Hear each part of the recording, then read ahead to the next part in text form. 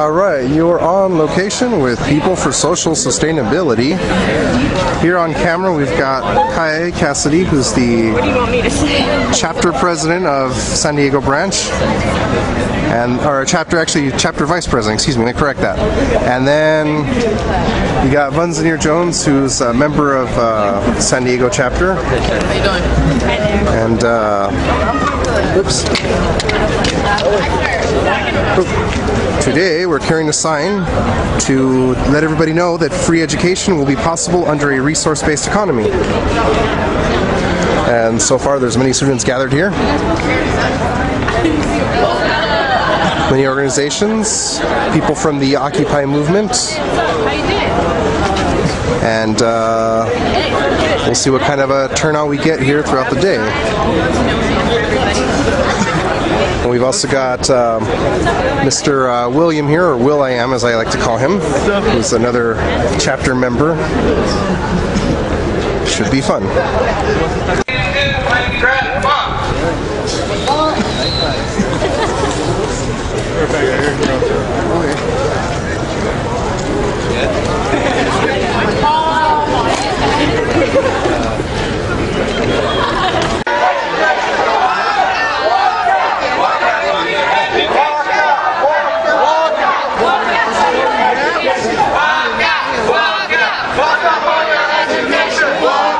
Walk out!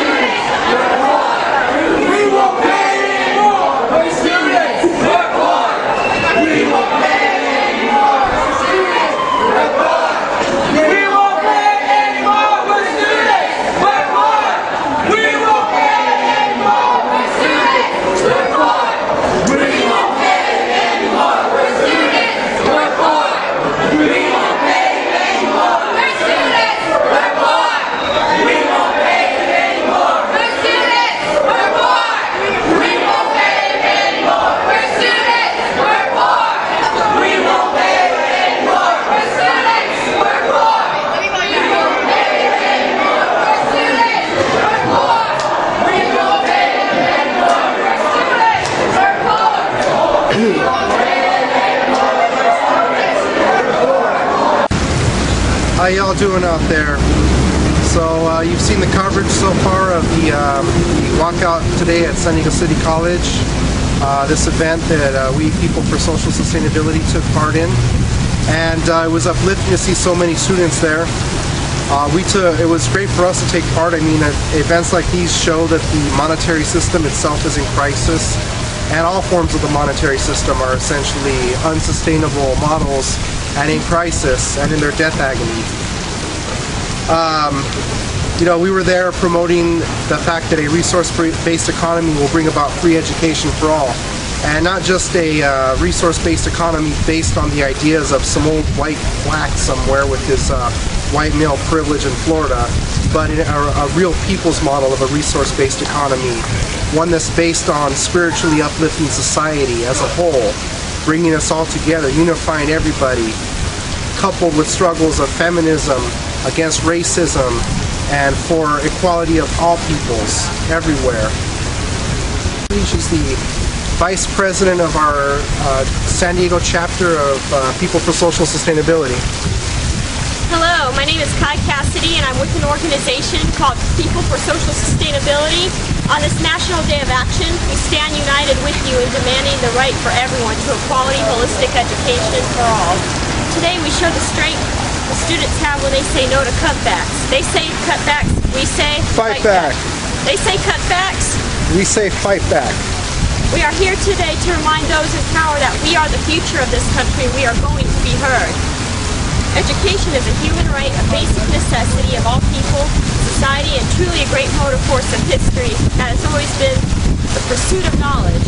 We as people have it in our nature to seek answers to the unknown questions.